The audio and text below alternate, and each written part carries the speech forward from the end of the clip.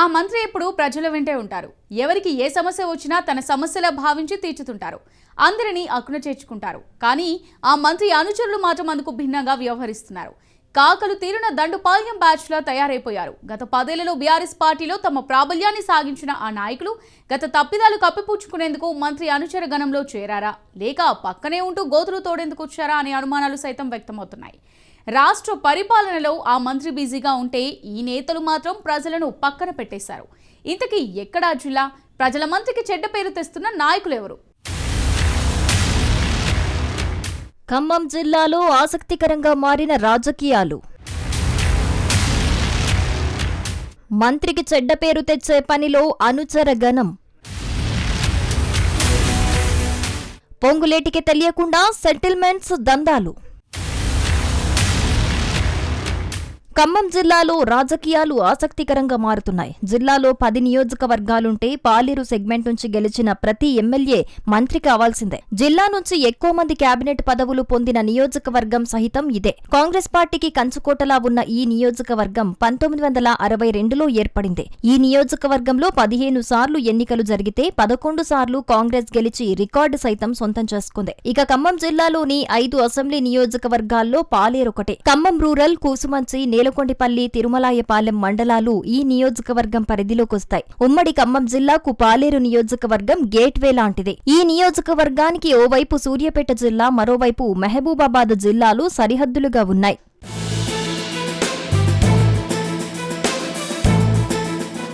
జిల్లాలో ఎక్కువగా రాష్ట్ర కేబినెట్లో మంత్రులుగా పనిచేసిన వారు ఇక్కడి నుంచే ఉన్నారు. 1962 నుంచి 2023 వరకు జరిగిన శాసనసభ ఎన్నికల్లో రాష్ట్రంలో కేబినెట్ హోదాలో సంభాని చంద్రశేఖర్, తుమ్మల నాగేశ్వరరావు, రామ్రెడ్డి వెంకట్రెడ్డి వివిధ శాఖలకు మంత్రులుగా పనిచేశారు. ప్రస్తుతం పొంగులేటి శ్రీనివాసరెడ్డి సహితం రాష్ట్ర ప్రభుత్వంలో కీలక శాఖైన రెవెన్యూ, గృహ నిర్మాణ, సమాచార శాఖ మంత్రిగా ఉన్నారు. నియోజకవర్గంలో మంత్రి పొంగులేటి శ్రీనివాసరెడ్డి తనదైన మార్క్ పాలన చేస్తున్నారు.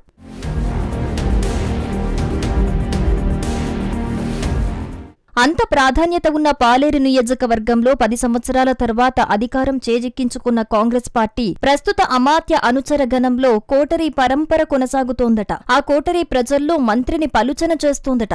ఆప్యాయంగా పలకరిస్తూ శుభకార్యాలతో పాటు ఆపదలో ఆదుకునే పొంగులేటి శ్రీనివాసరెడ్డికి రాష్ట్ర చరిత్రలోనే అత్యధిక మెజారిటీ ఇచ్చి పాలేరు ప్రజలు పట్టం కట్టారు. తర్వాత కేబినెట్ హోదా పొందిన పొంగులేటి నియోజకవర్గ అభ్యున్నతికి కృషి చేశారు. కానీ రాష్ట్ర పరిపాలనా హోదాతో కొంత ప్రజలకు చేరువ కాలేకపోవటం గ్రహించిన మంత్రి నియోజకవర్గానికి 2 ఇన్ఛార్జీలను నియమించారు. ప్రతి ఒక్కరి సమస్యను సాధ్యమైనంత వరకు అక్కడే పరిష్కారమయ్యే విధంగా ఏర్పాట్లు చేశారు.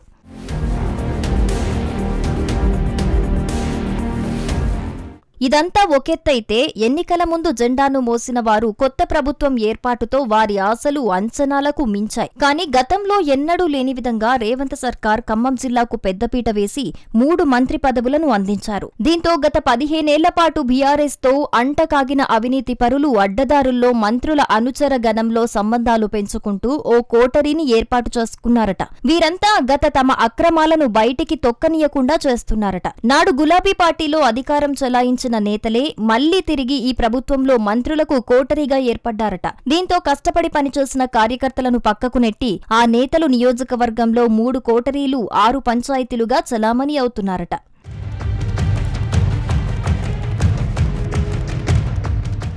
ఎన్నికల ముందు పొంగులేటి ఆత్మీయ సమావేశాలు నిర్వహించుకుంటూ తన అడుగులు ముందుకు వేస్తుంటే పొంగులేటి పోకడను విభేదించిన నేతలు ఇప్పుడు పొంగులేటి ముఖ్య అనుచరులతో మమేకమై ఆధిపత్య దర్పాన్ని ప్రదర్శిస్తున్నారన్న విమర్శలు వినిపిస్తున్నాయి. అసలైన కార్యకర్తలు, నాయకులను మంత్రిని కలవకుండా ఈ కోటరీ పావులు కదుపుతోందట.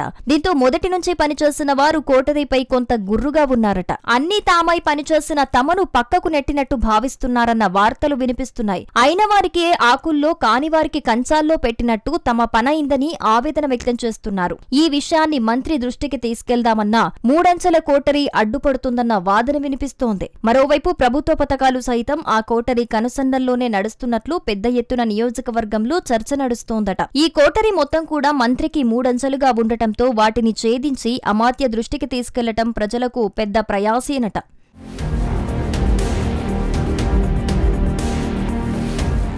పాలేరు సెగ్మెంట్లో 2 ఇన్ఛార్జీలను పెట్టి పరిపాలన అందిస్తున్న మంత్రికి ప్రజల్లో మంచి స్పందన లభిస్తోంది. కానీ ఇటీవల ఇన్ఛార్జీలను సహితం కోటరీ పక్కదారి పట్టిస్తున్నారట. మంత్రికి తెలియకుండానే ల్యాండ్ సెటిల్మెంట్లు, పంచాయతీలు, ప్రభుత్వ కార్యాలయాల్లో తమ హవాను కొనసాగిస్తూ ఉండటంపై సామాన్యులు సైతం పెదవి విరుస్తున్నారట. వీరి చేష్టలు మంత్రికి తెలియటంతో ఇటీవల వారిని ప్రత్యేకంగా పిలిచి తలంటారట. అయినా తీరుమారని కోటరీ వ్యవహార శైలితో మంత్రి అబాసపాలయ్యే పరిస్థితి నెలకొంది. రాష్ట్ర పరిపాలన నేపథ్యంలో జిల్లాపై కొంత దృష్టి కేంద్రీకరించలేకపోవటంతో అంచెలంచెలుగా ఉన్న కోటరీ ఆగడాలు పెచ్చుమీరాయట. ఇక నియోజకవర్గంలో సైతం మంత్రి అనుచరగణం కంటే అరువు నేతల అత్యుత్సాహం ప్రజల్లో వ్యతిరేక ఆలోచనకు దారితీస్తున్నాయట.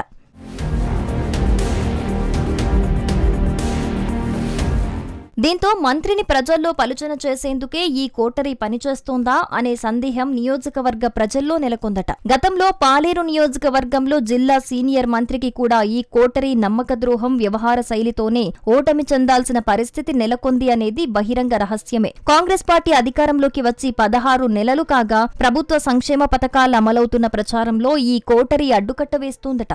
గత ప్రభుత్వం కన్నా భిన్నంగా ప్రస్తుత ప్రభుత్వం పథకాలందిస్తుంటే వాటితో రాబోయే స్థానిక సంస్థల ఎన్నికలపై దృష్టి సారించాల్సిన విషయాన్ని పక్కకు నెట్టేస్తున్నారట. ఇదంతా కూడా ప్రజల్లో పొంగులేటికి ఉన్న ఆదరణ చరిష్మాను చెడగొట్టి వెన్నుపోటు పొడిచేందుకేనా అనే అనుమానం ప్రజల్లో వ్యక్తమవుతున్నాయి. ఇక ఈ విషయంపై అమాత్య ఎటువంటి నిర్ణయాలు తీసుకుంటారు అనేది ఉత్కంఠంగా మారింది.